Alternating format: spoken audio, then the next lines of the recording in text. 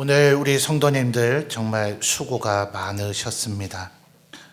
1, 2부 예배를 드리면서도 예배 도중에도 제가 말씀을 드렸습니다만 사실 아내한테 내가 오늘만 이렇게 초조하고 잠을 못 이루나 그랬더니 아내가 해마다 그랬다 그러더라고요. 과연 몇 분이 오실까? 오늘 새벽에도 마지막으로 간절히 기도하십시다 하는 그런 차원에서 말씀을 드렸습니다만 우리 교회에서만 제가 이 사역을 했던 것은 아니고 그 이전은 부교역자의 신분이긴 합니다만 어쨌든 우리 안강영 목사님의 포지션처럼 전도 실무 담당자로서 섬기던 교회에서 계속해서 이 사역을 했었는데 언제나 이렇게 우리의 태신자들이 와서 함께 예배 드리지는 않았거든요. 정말 힘이 다 빠지고 부끄럽다 싶을 정도로 너무 적은 태신자들이 와서 성도들도 힘이 빠지고 또 그 실무를 진행한 교역자로서 정말 부끄럽기도 하고 그랬던 해도 있었습니다. 사실 우리 교회에 와서 이 사역을 시작할 때에도 사실 참 목사는 무슨 일을 진행하든 부담이 많이 되죠. 잘 못 되면 그게 다 목사 탓인 것 같아서 언제나 좀 정작 성도님들에게는 믿음이 있어야 된다라고 말씀은 전하고 설교를 하면서도 이제 이런 순간들이 되면 제일 믿음 없는 게 제가 아닌가 그런 생각을 해보게 됩니다. 그런데 어쨌든 참 하나님의 은혜로 오늘 478명의 우리의 태신자들이 우리와 함께 예배를 드렸어요. 그래서 오늘 설교에 여러분께 말씀드리고자 하는 것과는 약간 배치되는 일입니다만 그래도 한번 확인은 하십사 하는 생각이 들어서 제 어린 그 기억 짐작에 우리 교회 제 부임 이후에 이 사역을 시작한 이후에 가장 많은 인원이 오신 게 아닌가 하는 생각이 들기는 하는데 또 부정확한 사실을 말씀드리면 안 되잖아요. 그래서 오후에 잠깐 시간을 내서 주보 광고를 싣는 그 파일들이 다 저장이 되어 있기 때문에 역대 기록들을 쭉 한번 뒤져봤습니다. 13년 동안 아마 2해 정도는 코로나와 또 다른 이유 때문에 이와 같은 외부의 태신자를 초청하는 집회를 하지는 못하고 2번을 제외하면 한 11번 정도 우리가 이 일을 했었는데 부임한 후 첫 해는 한 154명 정도 지금의 숫자에 비하면 그렇게 많다고 여겨지지는 않을 수도 있겠습니다.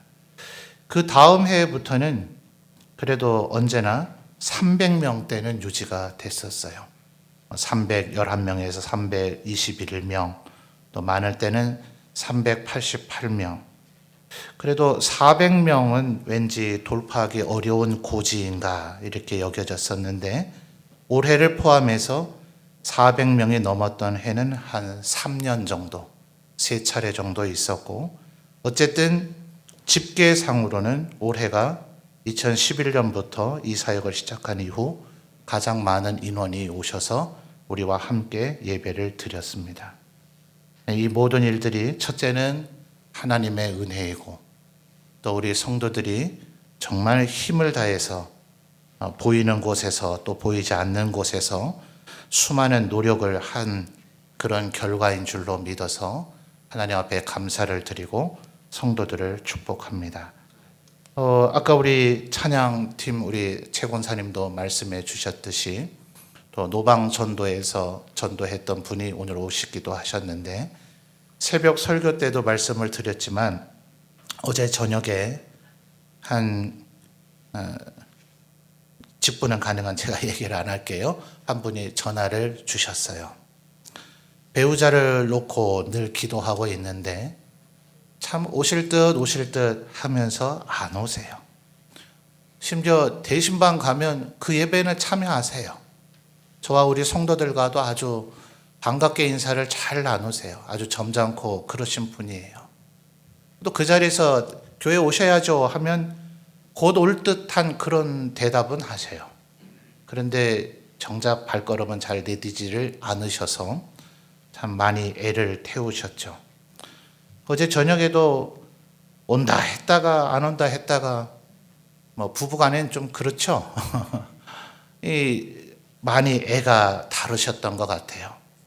자기의 배우자도 그렇고 또 본인이 작정하고 기도하고 있는 태신자도 온다 했다가 안 온다 했다가 그렇게 애를 먹인다 하면서 목사님 기도해 주세요.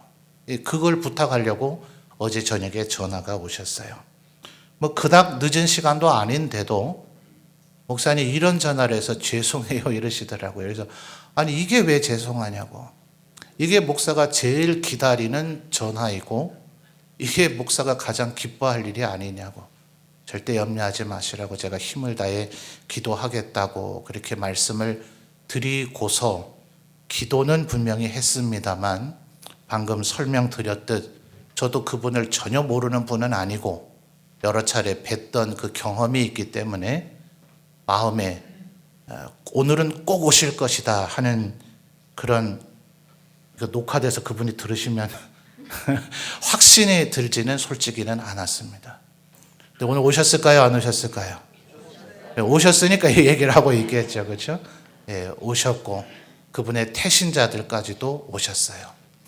너무 기뻐서 가서 제가 한번 안아드려도 되죠? 하고 제가 안아드렸습니다. 정말 감사한 일이죠. 사실 우리 성도님들이 태신자를 작정하고 그 한 분을 모시고 오기까지 어떤 일들을 겪고 있는지 제가 속속들이는 다 알지 못합니다. 한 분 한 분, 한 사람 한 사람 이 예배당으로 들어와서 예배 드리기까지가 어찌 그렇게 쉽고 눈물 없이 그 일들이 이루어졌겠습니까? 그러니 혹시 오늘 이 자리에 내 태신자가 오늘은 못 왔다 해서 혹여라도 마음에 허전함과 낙심이 되는 분들이 계시다면 절대로 포기하지 마시라고 말씀드리고 싶어요. 일일이 다 말씀드리지는 못하지만 지금 제가 말씀드린 이분 외에도 정말 수년째 기도하다가 오늘 오신 분들이 계셔요. 제가 예배 도중에 확인을 했고 또 그분과 우리 교회 성도이신 그분에게 정말 잘 오셨다고 그 누구보다도 더 환영한다고 그동안 애쓰셨다고 그렇게 인사의 말씀을 드렸습니다. 포기하지 않으면 전도가 안 되는 유일한 이유는 뭐라고요? 전도하지 않는 것뿐이다. 전도가 안 되는 유일한 이유는 오직 전도하지 않는 것뿐이다. 우리가 전도하면 계속해서 복음을 전하면 다시 한번 말씀드립니다만 누군가가 예배당에 와서 이제 예수를 믿게 결심을 했다면 평균적으로 20명 정도의 복음 전도자가 있었다. 그들 중에는 3번 정도의 아주 구체적이고 정확한 복음의 제시를 그들이 들었기 때문에 여러분 우리가 예배당에 와서 앉아 있는다고 해서 매번의 설교와 매번의 그 말씀이 다 들리는 건 아니죠. 내 태신자는 해마다 지금 5년, 7년째 오고 있는데 왜 아직 등록을 안 하는가? 죄송하지만 이 자리에 앉아 있다고 해서 그 귀에 들렸다고는 할 수 없어요. 그래서 배움이 일어나지 않으면 가르친 것이 아니다. 우리 주일학교의 선생님들도 그러고 학교의 선생님들도 얼마나 애를 써서 수많은 것들을 가르칩니까? 나는 분명히 가르쳤다 싶죠. 근데 그 듣는 사람의 귀에 그것이 들려지고 그게 그 사람의 것이 돼서 그 내면에서 소화되어져서 그 사람에게 살아있는 지식과 지혜가 되도록 만들지 않으면 실상은 가르친 것이 아니다. 그래서 우리 주일학교 교사들 교사 세미나를 할 때도 배움이 일어날 때까지 우리가 이 일을 중단하지 말아야 된다라고 말씀드렸듯이 바로 그 차원입니다. 예배를 몇 번 드렸냐가 아니라 그들의 귀에 정확하고 구체적인 복음이 3번 정도 들려질 때 평균입니다. 누구에게나 매번 언제나 그렇다는 얘기는 아니죠. 평균적으로 3번 그리고 20번 이상의 수많은 교회 출석과 예수 믿을 것에 대한 권유를 들었을 때 그들이 주님 앞에 나아오더라. 그 분량이 아직 찼는지 안 찼는지 우리는 모르는 것이죠. 그러니 더욱더 최선을 다해서 수고하고 섬기다 보면 또 우리의 태신자들이 또다시 하나님 앞에 나오게 되고 열매 맺는 일이 분명히 일어나게 되어질 줄 믿습니다. 그래서 성도님들, 오늘 내가 내 태신자를 모시고 왔든 그렇지 않았든, 또 혹은 이분이 이 7주간 동안 무슨 일을 했는 걸 내가 봤든 못 봤든 우리가 봐야만 한 게 아닌 거죠. 이렇게 오늘 478명의 태신자가 왔다는 것은 우리의 눈에 보이지 않는, 저의 눈에도 보이지 않는 곳에서 우리 성도들이 기도하고 헌신하고 하는 수많은 일들을 하신 거예요. 또 이번 주간 중에는 여러분, 전도위원회가 이 일을 총괄해서 기획하고 또 진행하고 하기는 합니다만, 전도위원회로만 이 일이 이루어질 수는 없죠. 그러니 오늘 어떤 일을 해야 되는 몇몇 분들이 제게 이렇게 좀 하겠습니다 하는 중간 보고들을 해주셨어요. 우리 교육자들이 아닙니다. 우리 성도들 가운데 어떤 일들을 맡고 계신 분들이, 또 뭐 사실 어떤 면에서 볼 때는 제가 몰라도 될 일이에요. 그냥 그렇게 행하시면 될 일인데, 그래도 목사가 주일날 뭔가 약간 다르게 뭐가 진행되고 있다면 사실 좀 목회자는 당황하거든요. 그 당황함이 예배 인도에 좀 영향을 미칠 수도 있기 때문에 아마 그런 꼼꼼하게 세밀하게 그런 것까지 제게 미리 알려주시는 것 같아요. 그러니 사실은 우리 성도님들 눈에, 심지어 제 눈에도 다 보이지 않는 수많은 우리 성도들의 헌신과 기도와 우리의 협력과 동역이 있었기 때문에 이 모든 일들이 일어나게 된 것이며 또 앞으로도 일어나게 될 것입니다. 그러니 여러분 모두 다 수고하신 거예요. 우리 가운데 있는 분들 누구도 수고하지 않으신 분이 없으신 겁니다. 우리 예배 시간이고 설교 도중이지만 우리 앞뒤 좌우에 있는 분들에게 한번 권 축복할까요? 수고하셨습니다. 수고하셨습니다.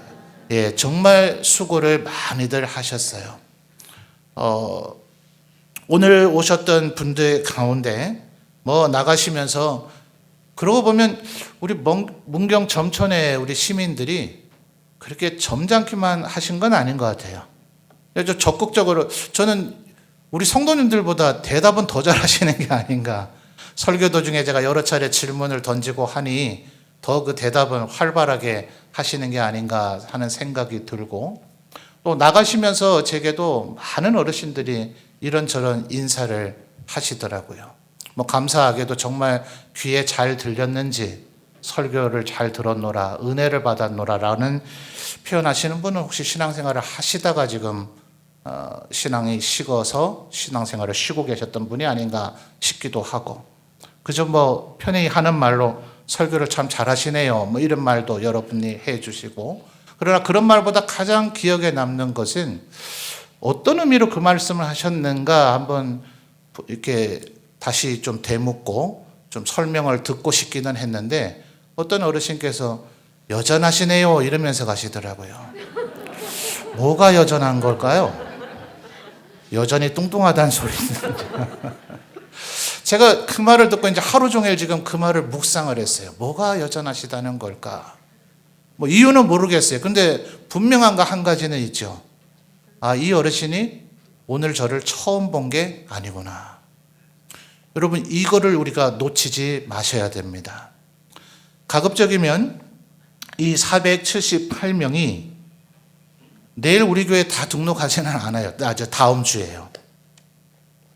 이 말을 너무 절망적으로 듣지는 마십시오.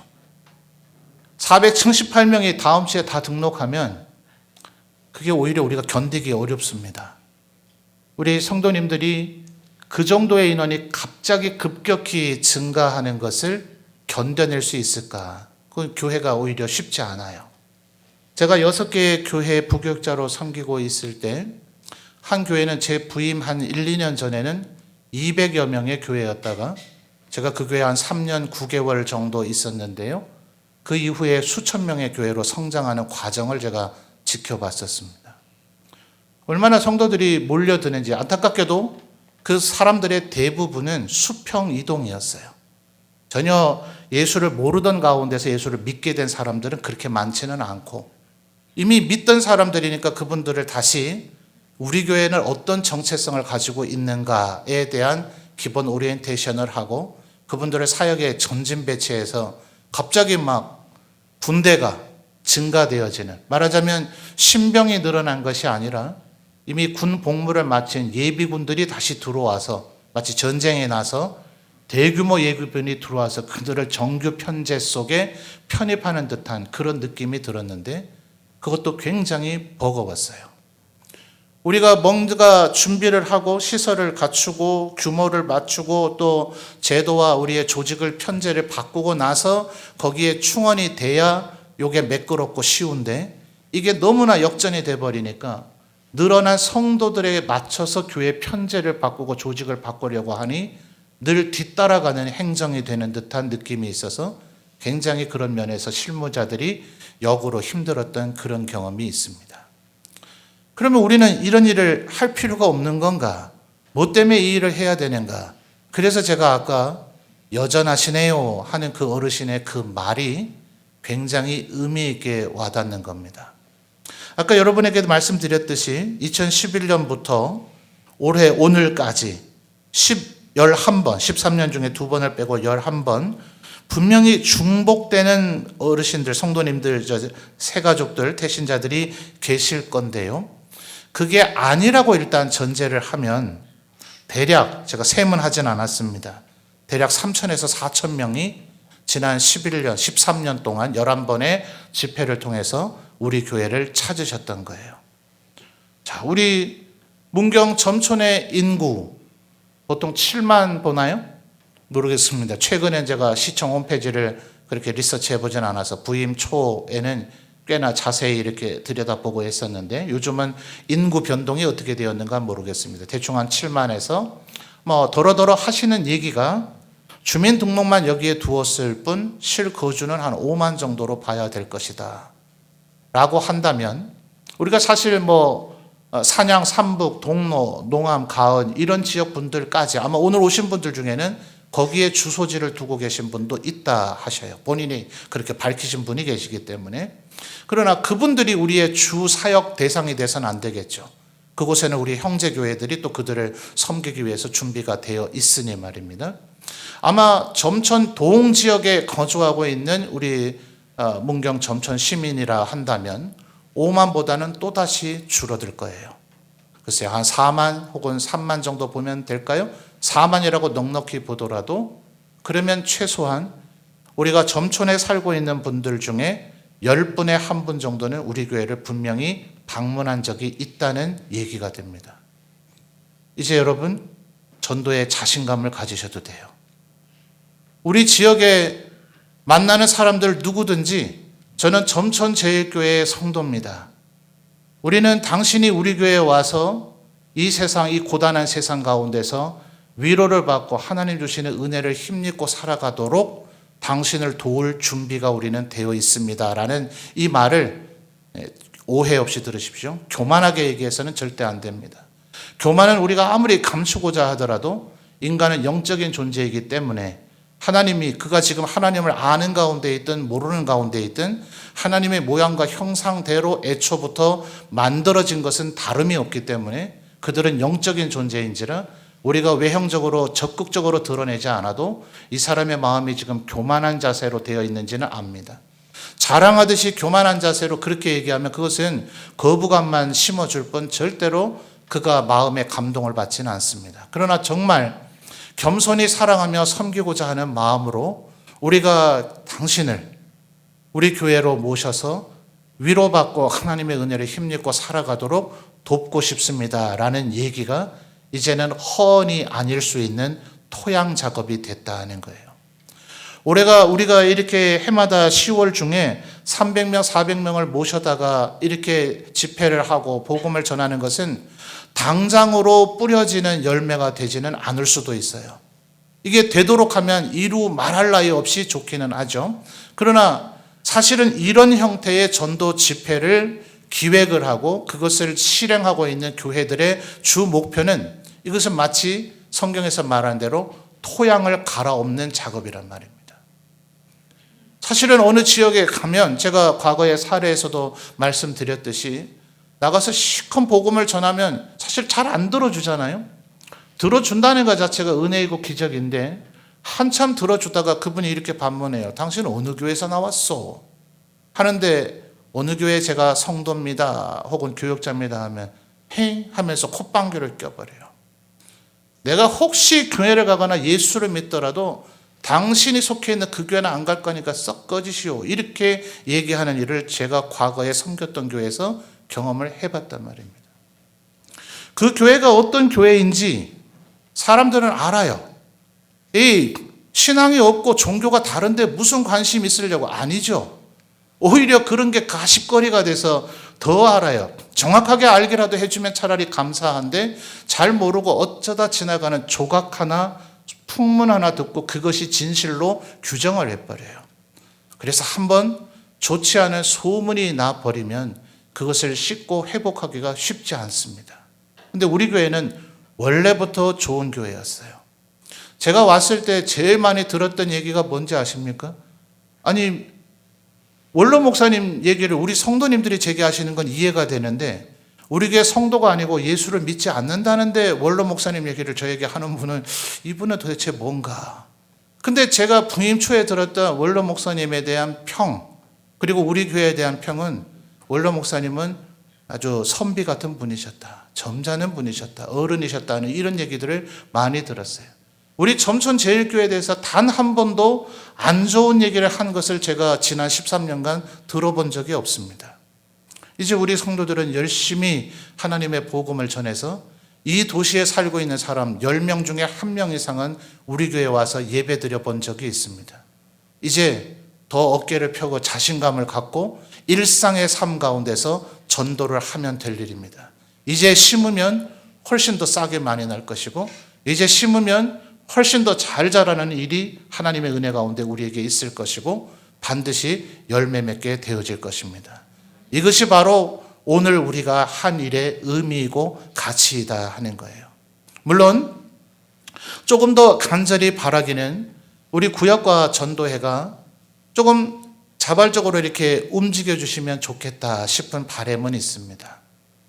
오늘 오신 분들이 누군지 우리 같은 구역에 혹은 같은 전도회에 누가 택시자를 모시고 왔는지 이건 사실 전도위원회나 교회 전체가 행사로 기획해서 진행하기에는 굉장히 어려움이 있습니다.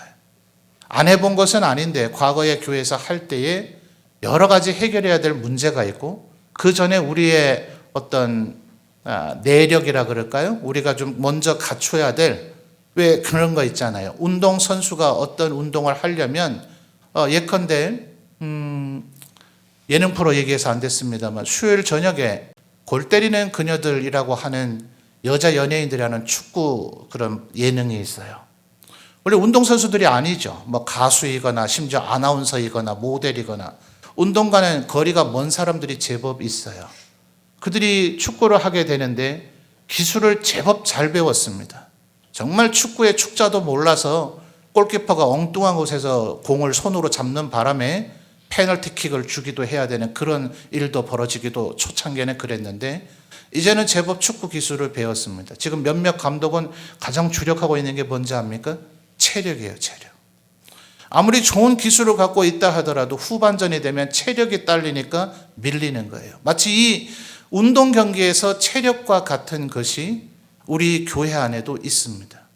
우리들이 어떤 일을 해나가기 위한 우리의 내공이라 그럴까요? 우리의 내부 체력, 힘을 길러낼 때 이 일이 훨씬 더 수월하게 될 것이기 때문에 우리 구역과 전도회가 더 활성을 얻게 되는 것들이 좀 필요하고 당장은 교회 전체가 혹은 전도위원회가 이것을 기획하고 추진해서 행사적으로 치러내기에는 아직은 좀 무리가 있을 거라고 제 내부적으로는 생각하고 있어요. 우리 뭐 장모님들도 제가 뭔 얘기를 하시는지 아직 다 이해는 못 하시는 분들 계실 수도 있어요. 지금 그동안 여러 곳에서 사역을 해오면서 배웠던 사역의 어떤 방법이나 노하우들이 있기는 하지만 우리 장로님들께 아직 한 번도 꺼내놓고 이렇게 해야 됩니다. 이렇게 합시다라는 말씀을 드린 것이 아니기 때문에 뭐 그렇다고 해서 전혀 모를 어떤 그런 것들은 아닙니다. 여러분이 충분히 짐작할 만한 것인데 그래서 어쨌든 현재는 전도회와 구역에게 이것을 일괄적으로 이렇게 해 주십시오, 이렇게 하시라, 이렇게 제안을 할 수는 없겠지만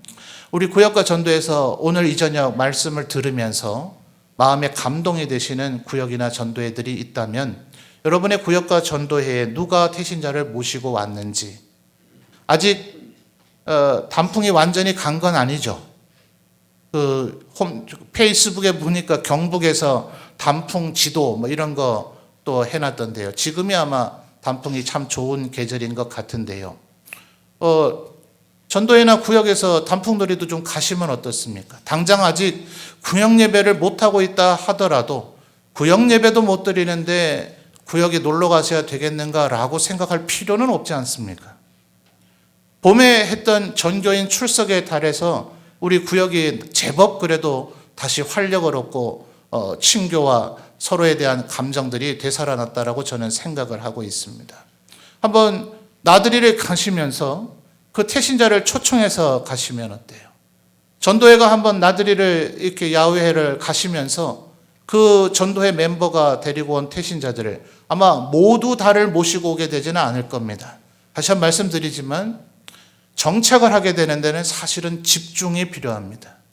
전도를 하게 되는 데는 많으면 많을수록 좋을 수도 있죠. 근데 478명을 한꺼번에 정착시키려고 하는 일은 그렇게 말처럼 쉬운 일은 아닙니다. 그들 가운데 가능성이 있었던 분들, 또 혹은 개인적으로는 아마 태신자분들을 다 파악하고 계시겠죠.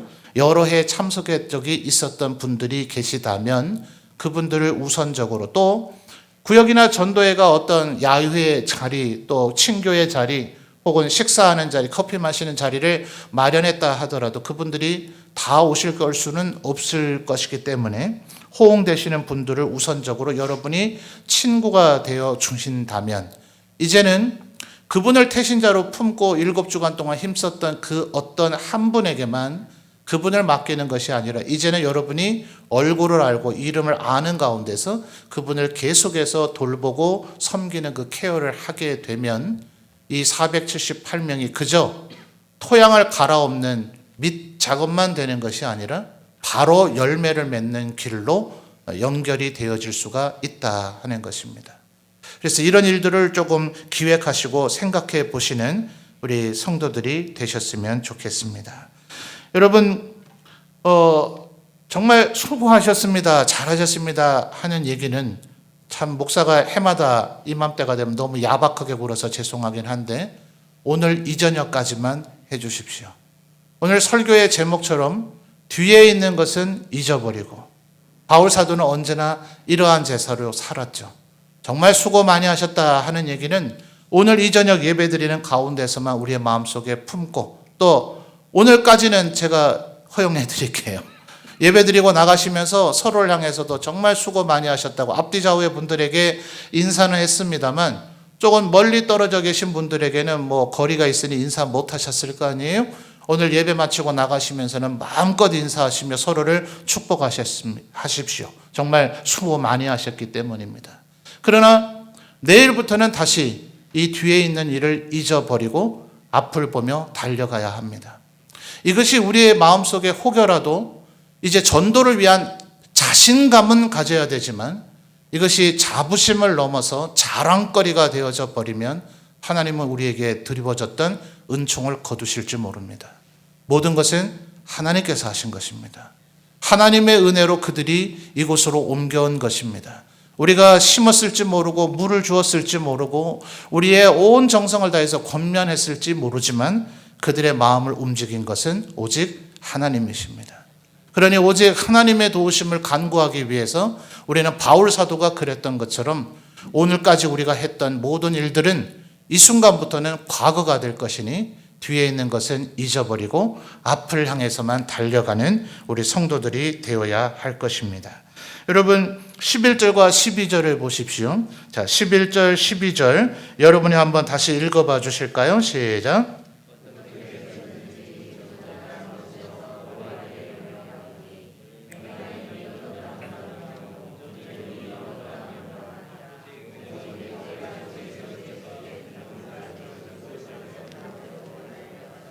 아멘.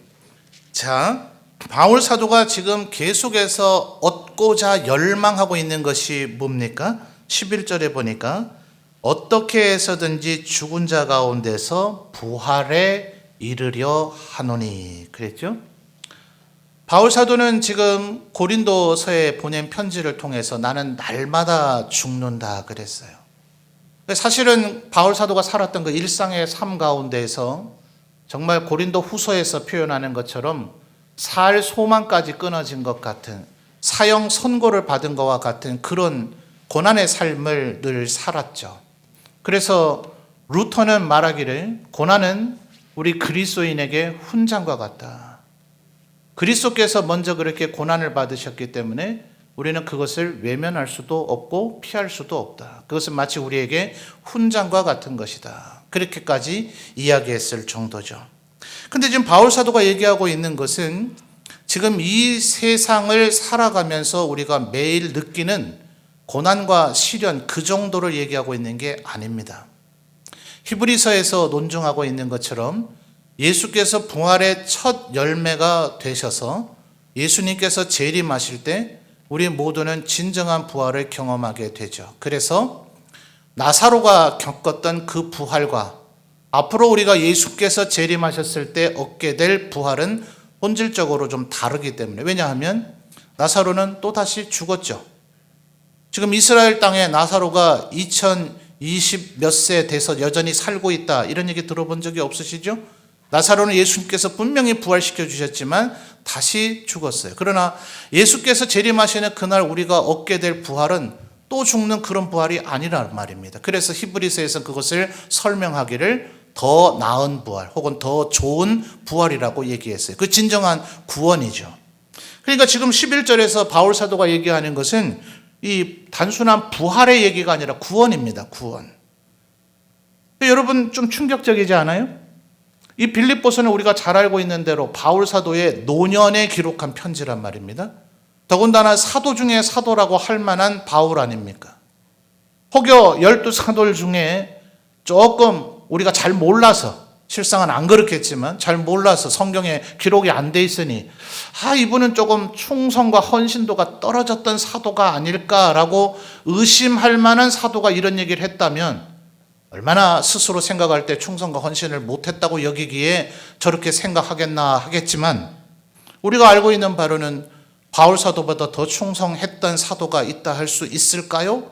보통 우리가 이렇게 생각하지 않나요?